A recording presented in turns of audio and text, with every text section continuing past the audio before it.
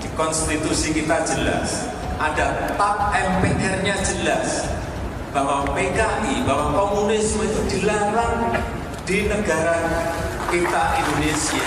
Jadi kalau ada, tunjukkan kepada kita, tunjukkan kepada saya gebuk detik itu juga. Saya ketemu Luhut Panjaitan yang omnya ditangkap karena terlibat Gestapo, ya, dan Benny Murdani harus mengatakan, ya sorry, ini aturan berselingkungan, om lu gua tangkap juga, kira-kira begitu. Dia bilang pada saya. Nah, di situ saya ketemu anaknya Aidit, anaknya Nyoto, anaknya siapa lagi selain anaknya Pak Agus dan adik perempuannya, saya ketemu semua. Oke, everything was running well waktu itu.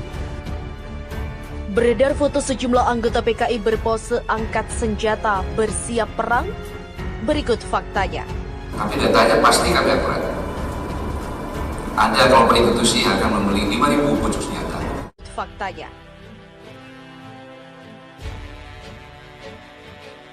Isu Partai Komunis Indonesia atau PKI masih hangat selalu dibahas, terutama menjelang masuk bulan September. Seperti misalnya, beredar sejumlah foto memperlihatkan beberapa orang menggunakan masker berlogo Palu dan Arit. Mereka berpose dengan mengangkat senjata di suatu tempat seperti di sebuah hutan. Muncul anggapan bahwa mereka adalah sejumlah penganut paham komunis di Indonesia atau PKI. Muncul anggapan bahwa mereka adalah sejumlah penganut paham komunis di Indonesia atau PKI adalah akun Facebook Mona Lisa Felix Montoya yang turut mengunggah sejumlah foto tersebut. Dia mengatakan bahwa mereka itu ikut-ikutan apa karena memang tidak paham sejarahnya atau apa memang anak cucunya para PKI. Begitulah tulis akun Mona Lisa Felix Montoya pada Minggu 31 Mei kemarin. Unggahan ini ramai direspon warganet, terdiri dari 527 emoticon, 104 komentar, dan 259 kali dibagikan. Berikut adalah jumlah komentar yang muncul. Aparat keamanan menang-menang baik. Begitulah tulis akun Facebook Meti Sukmawati pada Minggu kemarin.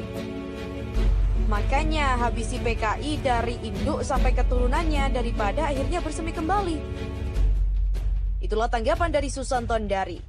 Sementara, akun Olit Roses pada Minggu 31 Mei menuliskan, mereka sudah berani menampakkan diri, berarti mereka sudah siap. Sebelumnya kabar mengejutkan datang dari Mabes TNI Cilangkap, Jakarta Timur pada tahun 2017 silam. Dalam acara silaturahmi para jenderal dan purnawirawan, Panglima TNI Jenderal Gatot Nurmantio menyebut adanya oknum dari instansi di luar militer yang akan mendatangkan 5.000 senjata ilegal dari Cina. Dalam melakukan aksinya, kata Gatot Nurmantio, institusi itu disebutkan telah mencatut nama Presiden Joko Widodo.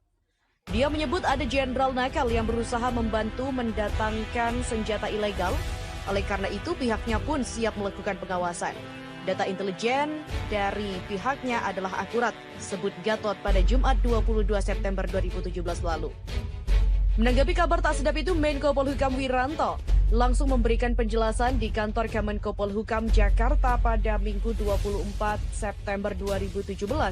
Ia memandang langkah ini perlu untuk meredam situasi di tengah memanasnya isu kebangkitan PKI juga menjelang Pilpres 2019 mendatang.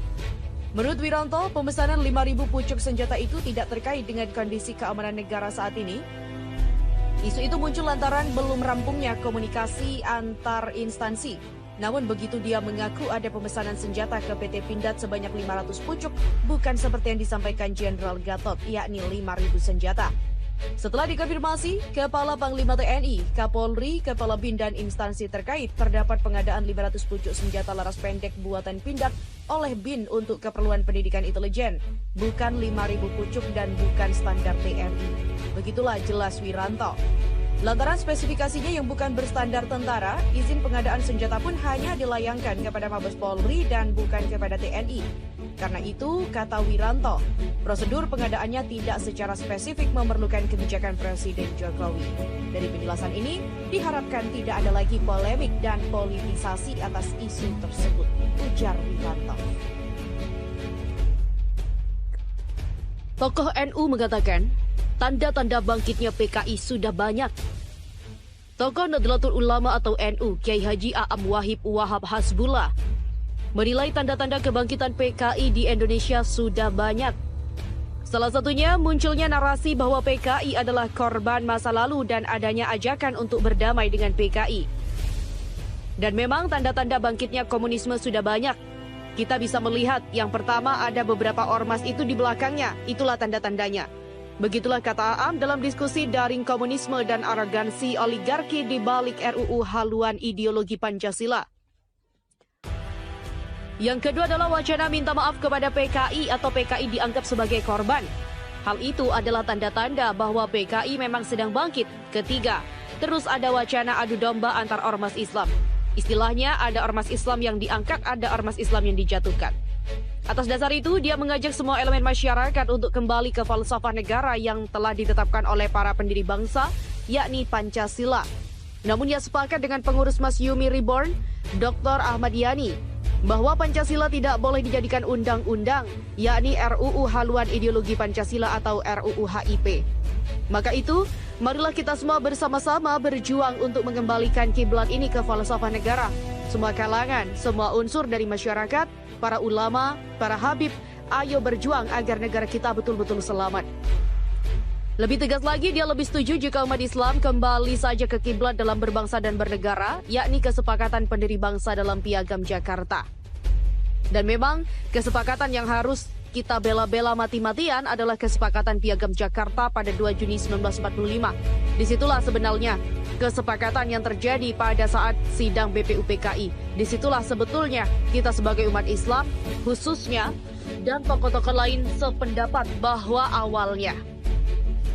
A'am juga menyoroti bahwa saat ini sudah banyak kampus yang menjadi lahan subur tumbuhnya ideologi yang bertentangan dengan Pancasila. Hal itu menurut dia harus diperangi agar ideologi bangsa tetap terjaga. Di mana saat ini banyak sekali kampus yang memberikan lahan yang luas kepada mahasiswa untuk berpikir kritis. Kalau dulu kampus benar-benar untuk menggali ilmu dan jika sekarang banyak digunakan untuk tumbuhnya paham-paham yang sebetulnya tidak sesuai dengan Republik Indonesia. PKI sebagai korban dalam Wikipedia, peneliti mengatakan, itu sesat dan pembodohan. Peneliti Gerakan Komunis Hadi Nur Ramadan menyesalkan informasi tentang PKI di Wikipedia yang keliru dan menyesatkan masyarakat, terutama kepada generasi muda. Pasalnya, dalam laman tersebut disebutkan bahwa korban pembantaian tahun 1965 adalah orang-orang yang menjadi bagian dari PKI. Dia sangat menyesalkan situs Wikipedia sebagai sumber informasi dan pengetahuan yang banyak dirujuk masyarakat malah seperti itu. Pihaknya juga melihat nuansa politis dan keberpihakan sangat jelas serta pembodohan ke masyarakat. Demikian kata Hadi. Direktur Yayasan Tamadun ini menuturkan, jika informasi tersebut tidak dirubah, maka Wikipedia telah melakukan pembodohan kepada masyarakat. Wikipedia harus kembali kepada situs yang menyampaikan informasi dengan baik dan benar. Dia juga meminta kepada Wikipedia meralat tulisan tersebut agar berimbang, sebab jika PKI disebut korban, maka sangat biasa. Jika berbicara korban, umat Islam jugalah korban. NU, Muhammadiyah, aktivis PII, yaitu pelajar Islam Indonesia juga menjadi korban.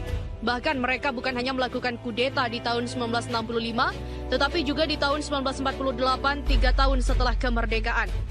Kala itu masyarakat Indonesia sedang gencar-gencarnya melakukan perlawanan agresi Belanda, namun ditikam dari belakang oleh PKI dengan cara melakukan kudeta dan pembantaian. Inilah yang dikatakan siapa yang harusnya menjadi korban.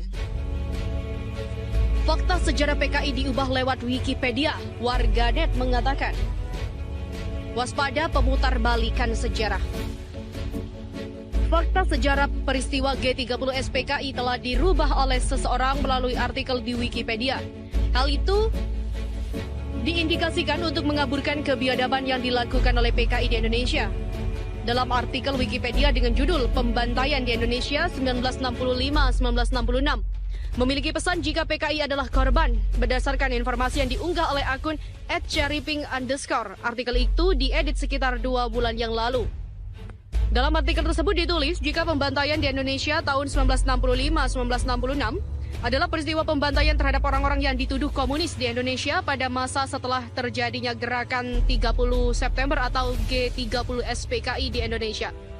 Diperkirakan lebih dari 1,5 juta orang dibantai dan lebih dari 1 juta orang dipenjara dalam peristiwa tersebut. Pembersihan ini merupakan peristiwa penting dalam masa transisi ke Orde Baru.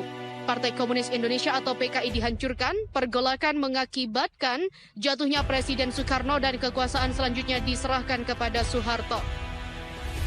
Berbagai tanggapan dilontarkan para pengguna Twitter. Bagi mereka ini merupakan langkah para simpatisan komunisme di Indonesia yang mereka rata-rata menyayangkan hal tersebut. Seperti salah satu akun @penafsir. Orang PKI sudah edit Wikipedia, pemerintah apakah tidak tahu? Di mana di dalam artikel Wikipedia disebutkan yang bersalah bukanlah PKI, tetapi PKI adalah korban. Beda sekali dari fakta sejarah dan kurikulum. Yang salah menurut artikel ini adalah TNI AD, Soeharto, Muhammadiyah, dan NU. Begitulah cuitan dari @hari_mawon.